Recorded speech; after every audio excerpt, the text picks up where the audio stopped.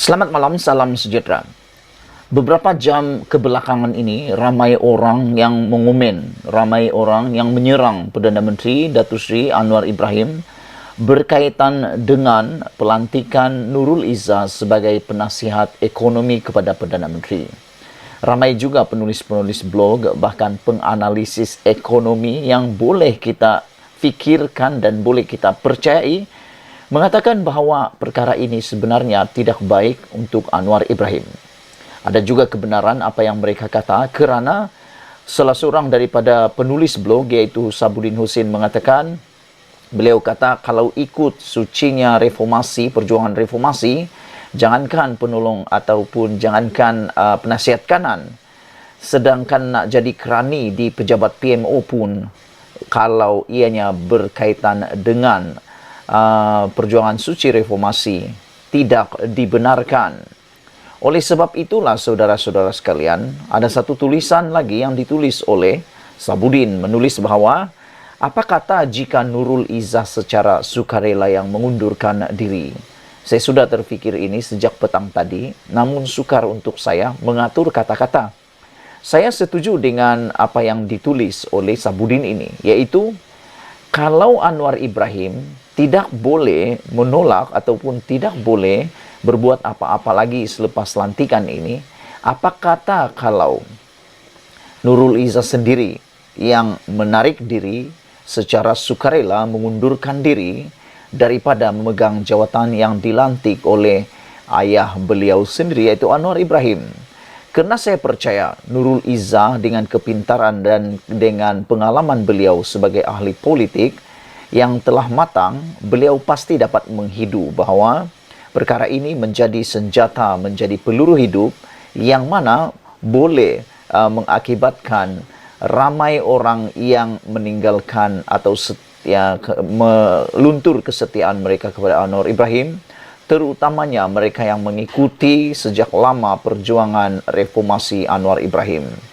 Oleh sebab itulah saya secara pribadi, saya turut menyarankan, mohon supaya Nurul Izzah sendiri secara sukarela mengundurkan diri. Untuk apa? Supaya dapat menyelamatkan Anwar Ibrahim daripada terus ditembak oleh musuh-musuh politik Anwar Ibrahim. Ini kerana sebenarnya di dalam kepimpinan Anwar Ibrahim, bagi seorang penasihat ekonomi cukup untuk Rafizi Ramli di sana, juga Hasan Merican. Selain daripada itu, seperti yang ditulis oleh Sabudin dan juga Hasan Musni Abdullah di dalam FMT, beliau kata kalaupun Nurul Izzah ingin memberikan buah fikiran, beliau tidak perlu pun dilantik sebagai penasihat. Apa kata jika Nurul Izzah secara sukarela mengundurkan diri? Adakah anda setuju dengan pendapat saya ini? Supaya Nurul Izzah secara pribadi mengundurkan diri, supaya tidaklah kelihatan perkara yang dipanggil nepotisme dan koreanisme di dalam pentadbiran Datuk Seri Anwar Ibrahim. Selama lebih 2 bulan memegang Perdana Menteri, jawatan Perdana Menteri, Anwar Ibrahim secara umumnya telah berjaya meletakkan dirinya sebagai ketua kerajaan yang amat membanggakan seluruh rakyat jelata. Penampakan ke arah perubahan dan sebagai pemimpin reformis juga terlihat ada sinar di hujung terowong melalui kerja kuat dan satu demi satu pembaharuan yang diumumkannya. Rakyat rata-rata gembira sehingga ke mana saja Anwar pergi, sambutannya amat membanggakan. Disusuli pula harga ayam mula stabil, telur tidak lagi sukar diperolehi, nilai ringgit semakin baik, menu rahma diperkenal untuk golongan susah, dan beserta pelbagai kebaikan lainnya melalui lain-lain kementerian, negara ini tambah diyakini sedang berada di landasan yang betul untuk terus memacu kemajuannya.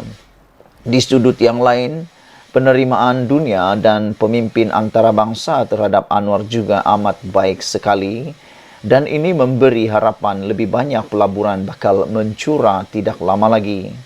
Pendek kata, menjelang 100 hari sebagai Perdana Menteri yang detiknya bakal menjelang tiba, Anwar seperti sedang dipersiapkan untuk diraihkan dengan pelbagai kejayaan dan pembaharuan yang menggembirakan semua orang. Ditambah dengan bagaimana Anwar menunaikan satu demi satu janji terhadap Sabah dan Sarawak, diikuti dengan kepimpinan UMNO sedia ada kekal sepenggal lagi, kerajaan perpaduan ini sangat diyakini mampu bertahan tanpa gangguan sehingga PRU16 akan datang. Serentak dengan itu turut diyakini kiranya kerajaan perpaduan ini mampu bertahan lagi. Ia akhirnya bukan masalah besar untuk Anwar mampu bertahan sebagai Perdana Menteri sekurang-kurangnya selama sepenggal atau 3 penggal. Begitupun lantikan Nurul Izzah secara diam sejak 3 Januari lalu dan hanya terdedas semalam 29 Januari sebagai penasihat kanan berkaitan ekonomi dan kewangan di PMO telah merencatkan segala-galanya. Tindakan Anwar melantik anak sulung perempuan itu bukan dipertikaikan dari segi kelayakan, tidak menerima gaji atau sebagainya. Tetapi apabila seorang bapa melantik anak sendiri berkhidmat di jabatan bawahannya, ia dengan sendirinya membuka pintu fitnah, memberi peluru kepada lawan, membolehkan persepsi dijajah secara bermaharajalela, serta bertentangan dengan moral reformasi. Ia bukan saja tidak baik kepada Anwar sendiri sebagai seorang reformis yang jika diselak kembali ucapannya sejak puluhan tahun lalu yang didapati begitu banyak penentangan terhadap amalan mengutamakan keluarga dan anak beranak, malah di waktu yang sama menyebabkan sesama PKR, PH dan penyokongnya sendiri jadi berbalah serta mula berpecah. Yang terang-terang bercakap sudah tawar hati dan hilang keyakinan kepada Anwar juga mula kedengaran di mana-mana. Bukankah jika tiada lantikan Nurul Izzah, atmosfera PH dan PKR sebenarnya aman-aman saja? Anwar sendiri tentunya tidak perlu membuang banyak masa mengulas atau menjawab isu berkenan jika tiada lantikan tersebut. Dalam hal ini, sementara isu lantikan Nurul Izzah akan terus diperdebatkan entah berapa lama lagi, prestasi dan peranannya diperhatikan, kelibatnya disoroti sama ada ikut sama naik jet atau tidak jika Anwar ke luar negara misalnya, yang pasti kedudukan kerajaan perpaduan yang sebelum ini dibanggakan tidak lagi seutuh yang sepatutnya. Percayalah apabila rakyat mula mengomel dan mencemu, sebagaimana banyak berlaku kepada kerajaan di seluruh dunia sebelum ini, tidak akan mampu bertahan dengan lama. Sebagai langkah paling harmoni dan menunjukkan dirinya anak yang baik serta mahu melihat bapaknya kekal lebih lama memimpin kerajaan perpaduan, apa kata jika Nurul Izzah sendiri menawarkan pengunduran diri secara sukarela daripada jawatan itu? Lagipun sebagai naib presiden lantikan dalam PKR, walaupun tanpa jawatan sebagai penasihat kanan di PMO, beliau masih boleh menyumbang idea dan buah fikiran melalui pelbagai saluran kepada Perdana Menteri atas kapasitinya itu. Jawatan itu pun tanpa gaji, jadi tiada siapa yang rugi jika mengundurkan diri. Sebelum Anwar terus dikecam sambil tertekan dengan lantikan yang dibuatnya itu, Nurul Izzah melalui pengunduran diri secara sukarela bererti sedia melakukan pengorbanan untuk mengembalikan kedamaian kepada kerajaan yang belum pun berusia 3 bulan ini. Ini akan membolehkan dikenang dan ini akan membolehkan ia dikenang dan disanjung. Tidak mustahil akan memudahkan lagi laluan menjadi Perdana Menteri wanita pertama suatu hari nanti.